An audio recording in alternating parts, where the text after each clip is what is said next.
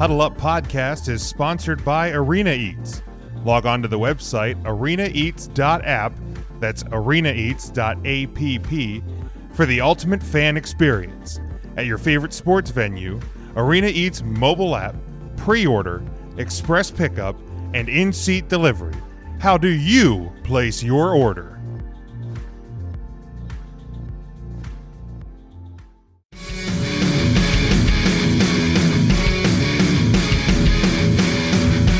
Week 11 in the National Football League. See, I should have had the 11 drop, and it would have been apropos right there.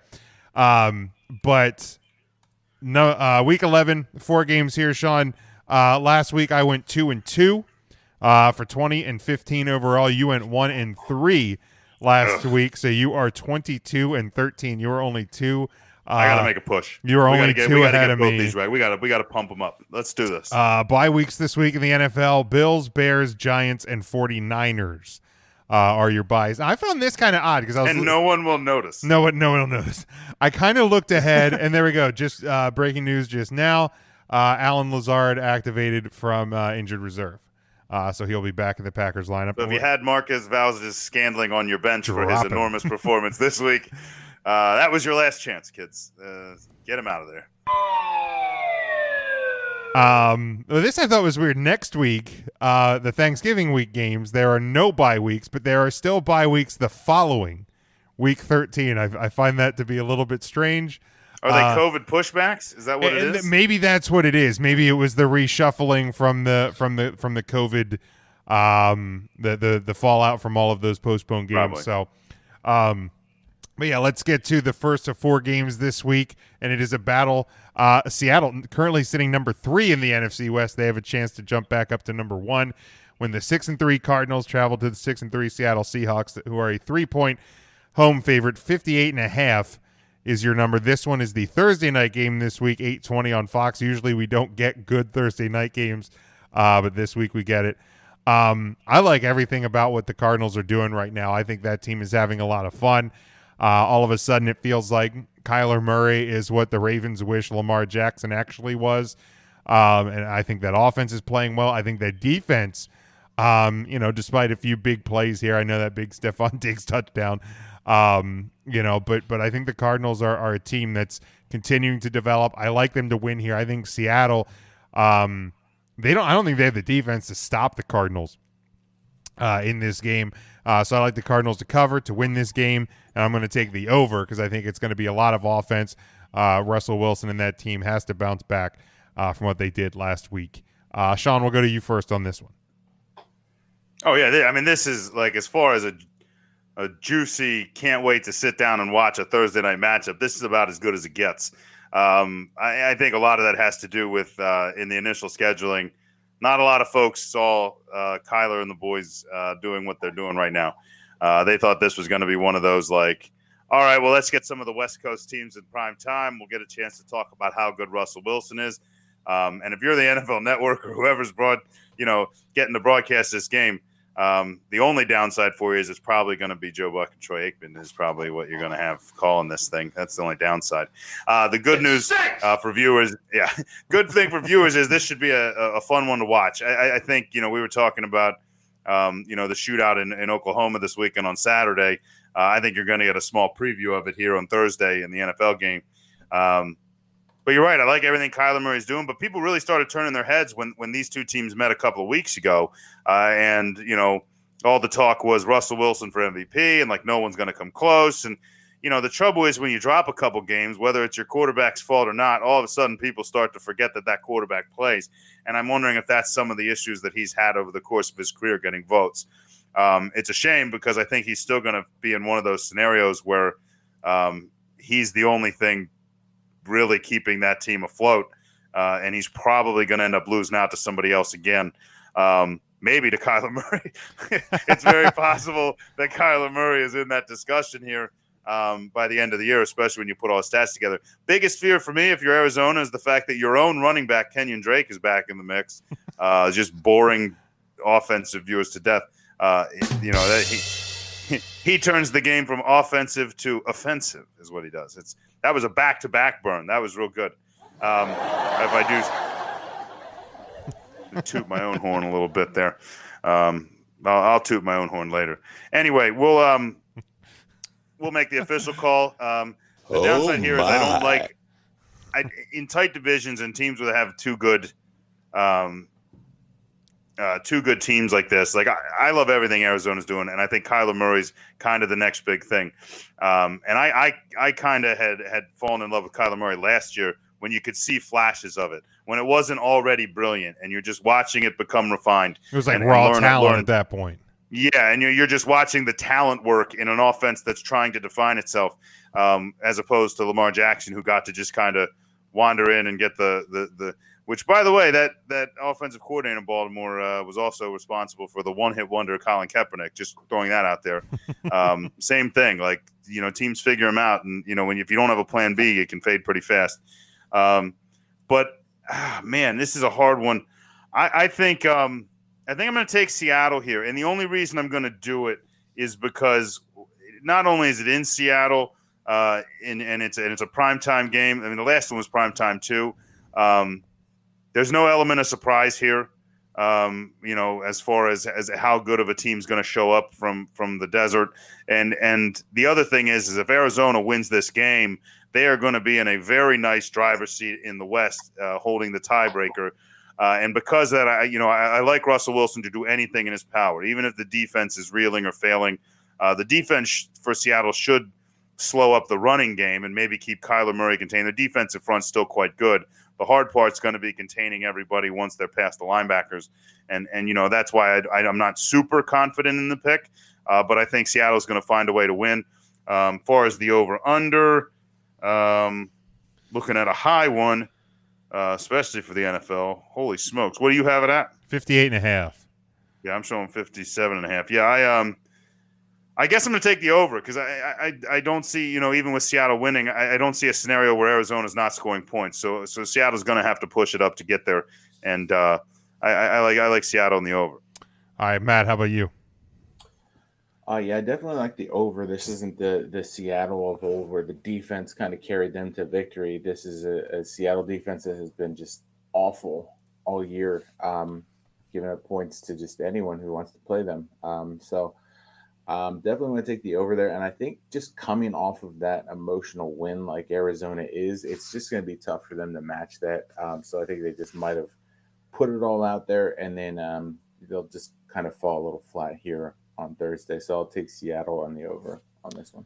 All right, very good. Then we go to Sunday at 1 o'clock on CBS. Sean, this is the game that you thought we may be picking. Titans 6-3 at the 6-3 Ravens, who are a 6.5 point home favorite. 49 is the over-under. I think the Ravens win this game, but I don't like either of these teams right now. I think Tennessee, I said it back when they were even still undefeated, that I thought, just the way that they were winning games and against the teams that they were doing it against, I didn't believe them as the undefeated team. And everybody's like, Titans are in first. They're keeping this thing going. They were a surprise team last year, and to get as deep into the playoffs as they did. And I think they had a hard time living up maybe to that expectation. But the Ravens, this is a team, in a couple fantasy leagues. Luckily, one of them was a free league. I had Lamar Jackson. I had Marquise Brown. I had a couple of the Ravens running backs. And, I mean, Lamar Jackson still puts up points, but everybody else in that Ravens offense is irrelevant because it's the Lamar Jackson show, and it's on the ground. There's not a lot of great passing. Like that offense just is not developing in a way that I think that they would have hoped it would. So I'm actually going to – I think the Ravens still win this game, but I'm actually going to take the Titans to cover the 6.5. I feel like that 6.5 is a really high number despite the Titans' struggles, and maybe also because I have Ryan Tannehill in one of my fantasy leagues, so I need him to do well. So I'm going to take Titans to cover. I'm going to take the under, though. I think both of these offenses right now are really bad defensively. They're definitely stronger defensively on both sides, on both teams. So Titans to cover, Ravens win the game, and the under. We'll go to you, Matt. Yeah, I don't see this being a high-scoring affair here. Neither of these teams are really putting up the points, and that's kind of what happens when you have quarterbacks that can't really throw the ball. They just can kind of run it. So I definitely want to take the under on that. And you said it was what, 8.5? 6.5. 6.5. Okay. That makes me a little more comfortable with the Ravens then, because I feel like a 1 touchdown isn't unforeseeable. So I'll take the Ravens to cover in a low scoring affair, like a 21-14. All right, Sean, how about you? Jim, what would you have done if in week 1 I would have offered you a bet and I would have said when the Ravens and the Titans meet in week 11 that Ryan Tannehill and Lamar Jackson will be within 100 yards of each other in total yards from scrimmage? I probably wouldn't have liked if I it. put my money on Tannehill, could you have turned down the bet? Probably not. Yeah, if I'd have given Lamar Jackson 100, I'll take Tannehill, but give me 100 yards. I'd have been. I would have taken it. I would have taken it. Yeah, absolutely, you would have taken it. Yeah, they're close. Like I was looking at the numbers, and Ryan Tannehill responsible for more touchdowns than Lamar Jackson. So very interesting. Very interesting there. Yeah, it's two teams that the wheels aren't really doing real well. I think that the worst thing that could have happened for Tennessee is Baltimore's defense getting kind of embarrassed. Now, and it was a bad weather game. Typically that plays into a defense's hands. In that particular game, didn't really. Man, that was a boring game though. Holy smokes! For like trickery and play calling and all kind, it was an incredibly boring game. I needed that though. I won Wild Wings. I won in 2 leagues this week because of that. Yeah, I guess so. Yeah. Thank you, Willie Snead, not Marquise Brown. Yeah, there you go. Whose name you may hear a little bit later, Willie Snead. Let's see. We have to pick this one, huh? All right. Yeah, this is one of the ones that I put on the board, so we have to pick this game. All right. So a 6-point spread. You know what? I've been defending the Titans all year, and I've been like, this team is more real than people think they are. I'm not starting to doubt that, but I think it's just two teams that need to win. I think that 6-point spread is Vegas telling us to bet on the Titans like you just did. And I think it's I think they know something. I think it's going to be a little drier. I think it's going to be a little easier to move the ball. And I think that I trust the Ravens to not stop Derrick Henry, maybe contain him a little bit. It's been done a couple times this year. He's a guy that runs for like 2,000 yards, but 1,000 of it comes in 3 games. And so it's just kind of consistent, steady production and then a couple explosions. This isn't going to be the explosion game. I think it's going to be on the arm of Ryan Tannehill, and I think that gives the secondary of Baltimore a little bit of help. I'm going to trust them to cover that 6 points. So I'm going to take the 6, and at the over-under, give me the under. I don't trust either offense. So you said Titans and under, right? I said Ravens and under. under. Ravens. Give me Lamar Jackson. Sorry, I was too busy finding we just smacked him around. Yeah, I talked up the Titans to kind of tease a little bit. It's something we do in the industry. We tease, and then we go the other way. Just take it away. Pull the rug out. All like right. this game's gonna as far as ratings go. Just pull the rug right out from under.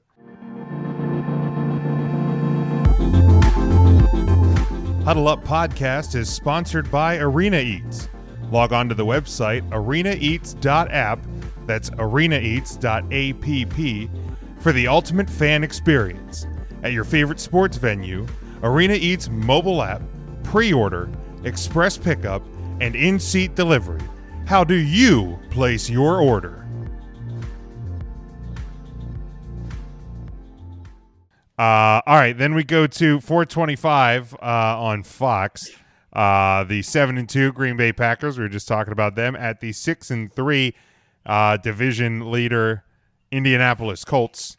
The Colts are a 2.5-point home favorite in this one. 51.5 is your over/under. Like I said, 425 Eastern time on Fox. I have no clue. I'm sorry. Like, I understand the Packers they struggled a little bit against the Jaguars this past week, and I know the Colts looked really good against a Titans team that had been in first place. But I'm sorry. the Colts should not be a favorite in a game. I don't care if it's at home. I don't know. I know a couple of teams, the Ravens, the Eagles, among them, who are no longer allowing fans at games anymore due to the rising COVID cases. I don't know where the Colts are at on this one, but there's no reason that the Colts should be a favorite against the Green Bay Packers. Are you out of your goddamn mind? I'm taking the Packers. I'm taking the Packers to not only cover the 2.5 to win this game. I'll take the under only because I don't know if the Colts are going to be able to score enough points to get this thing to the over. The Packers are going to put up some numbers, though. But Packers and the under, and I'm going to go ahead. You better lock it up. You better lock it up. No, you lock it up. You lock it up. Lock it up. Lock it up. Like the Colts? Really? Sean, we'll go to you first. Well, I'll tell you this. I don't know what they fed the Indianapolis Colts or what they did on their bye week. But when I look at the schedule, I look at a team that, like, before the bye week, beat up on the Lions. Who cares? You know what I mean? And then, but man, they came out of their bye, and they did lose to the Ravens, but they won 41-21 against Detroit, 34-17 against Tennessee. So 2-1. I don't know what happened there in that Baltimore game, especially in the team that we just made fun of for a while. But you look at their whole schedule, and I'm still looking at it going, why is this team, like you said, favored to beat anybody? It doesn't make sense. And the only fear I have is that Vegas knows something. Maybe Lazard is a locker room cancer that we don't know about. he's maybe another he just T.O. comes in Antonio and just Brown. destroys everything, But I just told you that the Packers are 1 or 1A, 1A or 2 in the league. There's no reason they should lose to the Colts. I think the Colts are going to put up a showing. They do have a good defense. They're making a lot of plays on special teams, and that's kind of what's pushing a lot of these games to these spreads that are unbelievable, is their special teams. And, that's my man Frank Reich. I'll always love the man. We miss him in Philly for sure. I bet you do. But the inventiveness that he has, things are kind of creative, and there's only so creative you can be with Phillip Rivers at the helm because the guy moves like you and I move. So I'm not really sure what's eating the Colts or what's got them winning games, but maybe it still happens next week. Not going to happen this week. I'm going to take Green Bay to cover. I'm going to take the over. I'm going to take the over. Only because whatever that pep in the Colts step is going to put enough points on the board to push it over. So give me Packers and over. All right, Matt, how about you? I don't know why we're all so high on this Packers team that just struggled to beat the Jacksonville Jaguars. So it was like 25, 30-mile-an-hour winds. It's the same weather that was in Cleveland, and Cleveland put up 10 points. So, those two teams found ways to do it. And they gave up a kick return touchdown, so that's kind of half garbage. It's the Jaguars, though. Am I making excuses? Yes. So am I defending a strong statement I made earlier? Yes. That being said, why would you put money on Phillip Rivers ever, especially in a big game? Come on, man. So I will take the Packers, all that shade thrown aside, just because I don't feel comfortable ever betting on Phillip Rivers. And I will take the over because it's in a dome, so they'll just be slinging it. Remember the year that I picked? Was that last year when I picked the Bears and Chargers as my Super Bowl pick? I'm an idiot. Yeah, I don't know what I was thinking, but I'm an idiot. Yeah, there we go. There we go. Yeah, I'll hit the. Yeah, I'm an idiot. There's no other way to describe that. I said it and I felt confident at it before the season, and then by week 1.5, I was like, I made a terrible mistake. It's bad enough. I guess life comes at you pretty hard, right? In hindsight, it's bad enough to pick one team that usually just, despite all hope and optimism, fails miserably. It's a very. I don't think you. I want to know. what season that was that you really thought. Was it last year or the year before? It was either last year or the year before. Last year. In hindsight, in foresight, you should have been embarrassed. Your Super Bowl quarterbacks were Mitch Trubisky and Phillip Rivers. That was your matchup. If you're the NFL, try selling that. I'm now an I kind of idiot. wish he'd have been right. I would like to know how the NFL sells that match. Well, luckily the Super Bowl kind of sells itself. Like, do they count their kids and be like, well, based on kids alone, Phillip Rivers is going to win this? Like, what do you? Like, how do you even sell that? yeah, look, mistakes are made, man. Just would've when I been like- think you couldn't possibly be any dumber. That would have been like Ravens Giants level of bad Super Bowls. Like, Yeah, it would have been Like the Rumba. It would have been not good. It would have been really not good. All right, one more game here, guys. The 6-3 Los Angeles Rams. I almost said St. Louis Rams because my brain is just You're like two. my yeah. brain's half worthless at this point. Okay, just we'll leave it at that. At the 7-3 Buccaneers, who are a 3.5-point home favorite.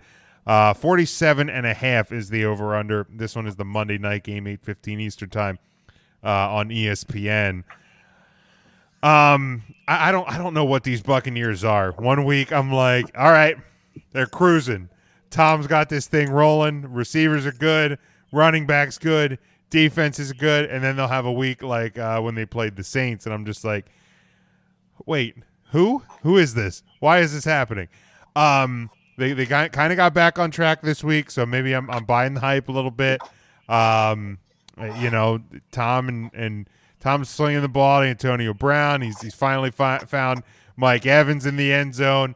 Gronkowski's caught a touchdown. Like maybe I'm buying the hype for 1 week, but I got the Buccaneers. I think they're going to cover the 3.5. I'm going to go the over because I hope that Buccaneers offense does keep it rolling. So yeah, I'm going to go with Bucks and the over. Sean, we'll go to you. Yeah, Buccaneers put a real nice game together last week. Not going to lie to you. I still don't. I'm kind of with you. I don't know what to believe. Although I'll tell you what you can believe is everything I said about Antonio Brown, who's currently being investigated for an off-the-field incident. In case everybody missed that news, that's real. Got apparently threw a bicycle at like a security guard's booth or something. Like, what are you doing? Like, I don't. And the one. There's one host. Wait. Go. Just when I think you couldn't possibly be any dumber. Yeah, if you were saving, if there was any reason for you to find that clip, it's this one. Yeah, and he smashed a security camera, not with the bike throw, separate incident involved in the same incident. It's one of those things where, and there's one host down here that I listen to that hates Antonio Brown. And he was and people were like, come on, it's being investigated. And he's like, if you're Antonio Brown, and I'm with the guy, he's like, I don't care if you were in line at a supermarket and the person in front of you was taking too long and you yelled, hurry the F up. You can't do anything, and that's too much for you. There's my man Jay Kuhn saying he gone.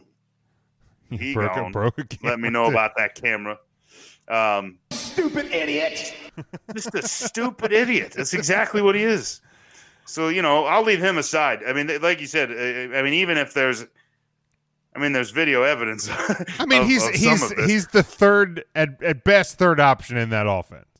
So, when even the other two are healthy, even if he's gone, I think the reason they brought him in was health questions. Evans has a history of injuries, as does now Chris Godwin. Of course, you have an aging Gronkowski who's had his own share of injuries, and an O.J. Howard that's dead. So, you're just running out of options. You can only ask Rojo to do so much, though apparently he'll run for 98 yards here and there. Apparently. I will say that I had a rough week last week, but I will remind you that I did lock up the Rams against the Seahawks, and I believe they did cover. That was one of mine. Yeah, I did lock up the Giants over the Eagles. So if we're talking about last week. Yeah, congratulations. Short of us, with our blinders on, Eagles fans, the rest of the country was probably with you. Now, having said that, I like the Rams, and I still don't know why. There's still no. I don't like McVay. I have no reason to like Goff. I kind of like Robert Woods, sorta. But I think it's because I keep confusing him with James Woods, who now I don't like. Yeah. So I'm not really sure what to think about anything anymore as far as the name Woods goes. I do still like Tiger Woods. Yes. Still a big Tiger Woods fan, despite his off-the-field incidents. In case James Woods is listening, All right, now I'm going in a Woods tangent. Let me just pick the game. I'm going to take the Buccaneers like you did, even though I like the Rams. I could see the Rams easily doing it this way. Over under 47.5. Over. All right. I just had to go on Antonio Brown, man. That's all I really wanted to do. That's fine. Yeah, no, he's a schmuck. Matt. Yeah, I think the only true status quo for the Buccaneers has kind of been their defense, and I don't know that the Rams necessarily have the offense to just kind of throw the ball over the field. I'm not a true believer in Goff. I know they have some very good receivers, but I don't think the running game, it's coming together, but I don't think it's quite there yet. So I don't think they have the ability to put the points up. And Tom just continues to defy all of my beliefs that his arm is eventually going to fall off in the middle of a game. So I will take the Buccaneers as well and the over. All right, very good. Unless anybody's got anything to add, then we are going to we're going to close this thing up. Sean, let people know where they No, don't close it out. Well, I'll just add it. Oh, yeah. Oh, no. I'm an idiot. What am I doing? What am I doing with myself? Let me get the sounder. I'm an idiot. Let's hit it. He is an idiot. All right, we're going to hit it. We're going to jump things real quick to everyone's favorite segment, the fantasy irrelevant touchdown of the week. And this week in the NFL, no shortage of irrelevance. There was plenty of it. In fact, it was such an irrelevant week that Miami had someone named Salvin Ahmed lead the team in rushing, and a Durham Smythe or Smith score a touchdown, and neither one of them is in the top four. So this is going to be very exciting. Two backup running backs for the Philadelphia Eagles scored touchdowns, also not in the top four. And Dante Foreman bringing his season stats to 1 catch for 5 yards and a touchdown, still not in the top four. Who's in it? You're about to find out. With honorable mention this week, Alex Collins of the Seattle Seahawks fantasy zombie coming back to life, the former Baltimore Raven. They probably wish they still had him because Mark Ingram's still their leading rusher. Baffling. Anyway, honorable mention to Alex Collins. Third place, the man who saved James's fantasy week this week, the Baltimore Ravens, another fantasy zombie, Willie Snead with 2 touchdowns this week. Second place with his first career NFL touchdown, Colin Thompson of the Carolina Panthers. I almost just wanted you to play crickets on that one. I just felt like that would have been dope. I don't have a cricket sound. Just build it up, and everyone's like, and you're saying who could possibly top a first career touchdown that no one could have even seen coming? And I'll tell you who. Bash Phillip Rivers all you want. Nobody saw him pulling him on the 2-yard line. Jacoby Brissett making his first snap of the NFL season with a 2-yard touchdown run on Thursday Night Football is your fantasy irrelevant touchdown of the week. Who the hell is this? We really got to get a theme song or a jingle because I always pitch like there's one coming. Right, we got to do something. It's just like it's like we'll get something. I know. See, by week 16 we'll come up. I know a guy. We'll try and get something here. But congratulations, Jacoby Brissett. You are the fantasy irrelevant touchdown of the week.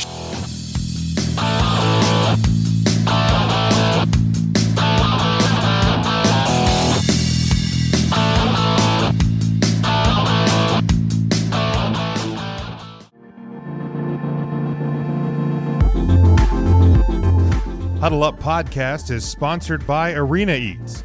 Log on to the website arenaeats.app, that's arenaeats.app, for the ultimate fan experience. At your favorite sports venue, Arena Eats mobile app, pre-order, express pickup, and in-seat delivery. How do you place your order?